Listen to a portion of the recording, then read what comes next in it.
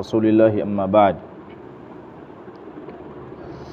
وعن رافع بن خديج رضي الله عنه عن النبي صلى الله عليه وسلم قال ما أنهر الدم وذكر اسم الله عليه فكل ليس السن والظفر۔ سیدنا رافع بن خدیج رضی اللہ عنہ بیان کرتے ہیں کہ نبی صلی اللہ علیہ وسلم نے فرمایا ما انہر الدم، ہر وہ چیز جو جانور کا خون بہا دے،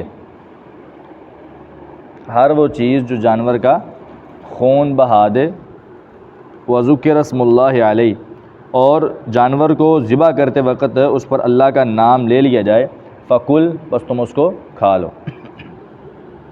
لیس السن والظفر، لیس السن سوائے دانت کے، والظفر اور ناخن کے، اما السن فعظم، ٹھیک ہے، یعنی ان دونوں کے ذریعے ذبح کرنا جائز نہیں ہے۔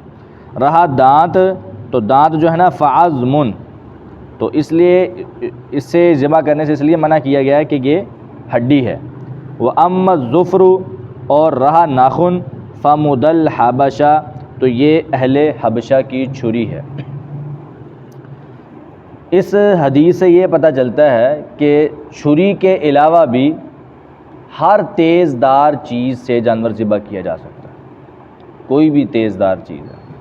اونٹ کو تو نہر کیا جاتا ہے، تو اس کو نہر کرنے کا طریقہ یہ اس کو کھڑا کر کے کہ اس کے سینے میں کوئی نوک دار چیز جو ہے نا وہ کبوئی جائے، جس سے اس کا خون جو ہے نا وہ سارا اس کے ذریعے باہر نکل آئے، پھر اس کی گردن کو کاٹ دیا جائے۔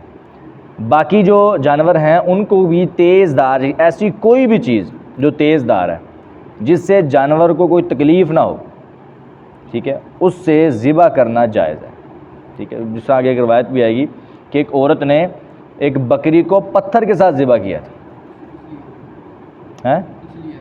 اچھا پچھلی ہے شاید، پتھر کے ساتھ اس کو کیا تھا، ذبح کیا تھا، تو پتھر نوکدار ہوگا جس سے اس کو ذبح کیا، تو اللہ کے نبی صلی اللہ علیہ وسلم نے اس کو کھانے کا حکم دے دیا، انہوں نے کہا کھائیں، صحیح ہے۔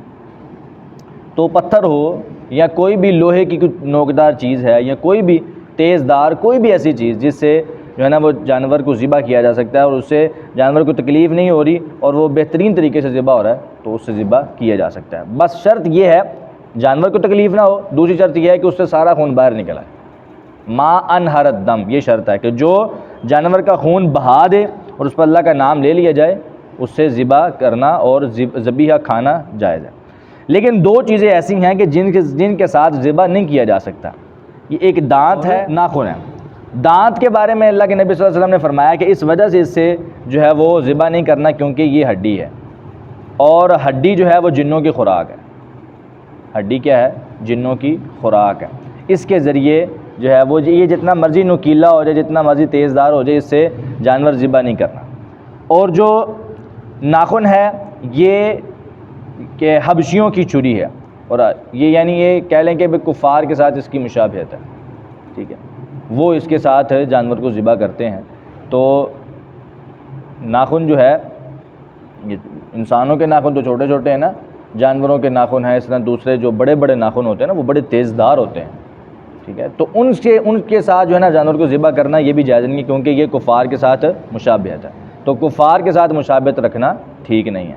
اس کے علاوہ باقی کوئی بھی چیز ہے اس سے اگر وہ تیز دار ہے تو اس سے جانور ذبح کیا جا سکتا ہے، واللہ اعلم۔ جابر بن عبداللہ رضی اللہ عنہما بیان کرتے ہیں کہ نہا رسول اللہ صلی اللہ علیہ وسلم ان یقتل شیء من الدواب صبرا، نبی صلی اللہ علیہ وسلم نے منع فرمایا ہے کہ کسی بھی جانور کو باندھ کر قتل کیا جائے، باندھ کر اس کو قتل کیا جائے، قتل کرنے سے آپ نے اس کو منع فرمایا، ٹھیک ہے، یعنی اس سے جو ہے نا وہ جانور ضائع کرنے والی بات۔ اسلام جو ہے وہ جانوروں کے لیے بھی ہے اور انسانوں کے لیے بھی ہے، ہر چیز کے لیے، وہ انسانوں کے لیے رحمت بھی ہے اور جانوروں کے لیے بھی۔ جس میں جانوروں کے لیے نرمی اور گنجائش ہے اسلام اس کو بھی سوچتا ہے۔ جس میں ایک مرتبہ کی روایت آتی ہے کہ نبی صلی اللہ علیہ وسلم کے پاس ایک اونٹ آتا ہے اور آ کے شکایت کرتا ہے، اونٹ بول کے شکایت کرتا ہے کہ اللہ کے نبی علیہ السلام، میرا مالک مجھ پر بڑا ظلم کرتا ہے۔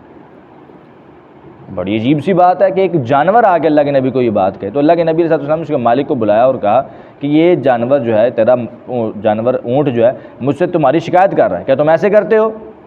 اس کو چارہ کم ڈالتے ہو، کاموں سے زیادہ لیتے ہو؟ تو وہ شرمندہ تھا، اس نے کہا جی ایسے ہی. آپ نے فرمایا دوبارہ ایسا نہیں کرنا. تو نبی صلی اللہ علیہ وسلم اور اسلام جو ہے وہ جانوروں کے لیے بھی بڑا نرم دل اور بڑی رحمت والا معاملہ فرماتا ہے. تو اس وجہ سے آپ نے اس چیز سے منع فرمایا کہ ہر وہ چیز جو جانور کو تکلیف دے وہ جائز نہیں ہے. اور ایک ہے ذبح کرتے وقت، ایک ہے عام حالات میں بھی جانور کو تنگ کرنا، جانور کو بلا وجہ مارنا، یہ درست نہیں ہے. ایک ہے کہ جانور بدک جائے، اور جانور جب بدک بھی جاتا ہے اس وقت بھی اس پر تشدد جائز نہیں ہے، کیونکہ جانور جب بدک جاتے ہیں تو ان کو بڑے پیار سے قابو کیا جاتا ہے. اگر ان پر تشدد کریں گے وہ مزید بدک جائیں گے. ہمارے ہاں عجیب وحشیانہ طریقہ ہے کہ جب جانور بدکتا ہے تو اس کو مزید سوٹیاں لگائی جاتی ہیں اور مزید مارا جاتا ہے. شداد بن اوس رضی اللہ عنہ بیان کرتے ہیں کہ رسول اللہ صلی اللہ علیہ وسلم نے فرمایا ان اللہ کتب الاحسان علی کل شیء، اللہ تعالیٰ نے ہر چیز پر احسان کو لازم قرار دیا ہے، لکھ دیا ہے. احسان کسے کہتے ہیں؟ کسی کے ساتھ اچھا سلوک کرنا. یعنی ایک ہے انسان کے ساتھ اچھا سلوک کرے، ایک ہے کہ ہر چیز کے ساتھ، ہر جاندار چیز کے ساتھ انسان جو ہے نا وہ اچھا سلوک کرے. اللہ تعالیٰ نے اس چیز کو لکھ دیا. فَإِذَا قَتَلْتُمْ فَأَحْسِنُوا الْقِتْلَ، جب تم قتل کرو تو قتل کرنے کی حیت میں بھی احسان کرو اچھے طریقے سے. وَإِذَا ذَبَحْتُمْ فَأَحْسِنُوا الذِّبْحَ، اور جب تم ذبح کرو تو ذبح کرنے کے بھی لحاظ سے تم اچھی طرح ذبح کرو، اس میں بھی احسان سے کام لو. یہ بھی قتل کرنے کی بات ہے. مسلمان کافروں کو قتل کرتے ہیں نا، تو اسلام نے ان کو بھی اصول بتائے ہیں کہ جب آپ نے کافر کو قتل کرنا ہے تو وحشیانہ طریقہ نہیں اپنانا.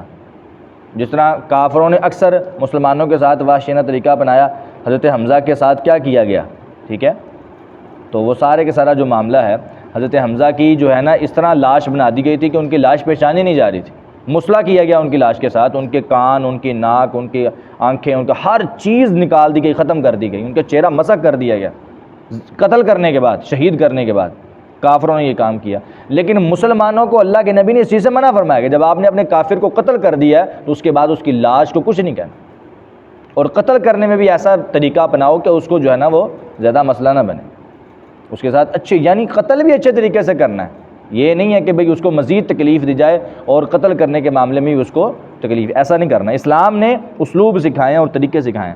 اور جانور کو ذبح کرنے کے حوالے سے بھی جانور کو اچھے طریقے سے ذبح کرو تاکہ جانور کو اس کی تکلیف نہ ہو. اور آپ نے اس کے بارے میں فرمایا نا وَلْيُحِدَّ أَحَدُكُمْ شَفْرَتَهُ وَلْيُرِحْ ذَبِيحَتَهُ، تم میں سے کوئی ایک بندہ جا کے پہلے چھری تیز کرے جانور کو ذبح کرنے سے پہلے، اور پھر وَلْيُرِحْ ذَبِيحَتَهُ، اپنے ذبیحے کو آرام پہنچائے، راحت پہنچائے. یہ سب سے بڑی بات ہے. یعنی ذبیحے کو راحت کیسے ملے گی؟ ایسے ہی ملے گی نا کہ آپ ایک سیکنڈ کے اندر بھی جو سیکنڈ ہوتا ہے اس کے اندر آپ جو ہے وہ جانور کو ذبح کر دیں، اس کی رگ کاٹ دیں. اگر مثال کے طور پر کسی بندے کی چھری تیز نہیں ہے نا، وہ اگر چلاتا رہتا چھری چلتی نہیں ہے تو اس میں جانور کو تکلیف ہو رہی ہے. چھری چل نہیں رہی ہے، رگ کٹ نہیں رہی ہے، جانور کو تکلیف ہو رہی ہے. تو اگر چھری فل تیز ہو اور صرف ایسے کرنے سے چل جائے تو وہ جانور کو اس میں آرام محسوس ہوتا ہے، راحت محسوس ہوتی ہے، اس کا خون جلدی جلدی نکل جاتا ہے اور جان بھی جلدی نکل جاتی ہے. ٹھیک ہے، تو یہ طریقہ کار اسلام نے سکھایا ہے کہ ذبح کرنا ہے تو اچھے طریقے سے، اگر کسی کافر کو قتل کرنا ہے تو وہ بھی اچھے طریقے سے، کیونکہ اللہ تعالیٰ نے ہر چیز پر احسان جو ہے نا وہ لکھ دیا ہے، لازم کر دیا ہے. ٹھیک ہے جی، واللہ تعالی عالم بالصواب.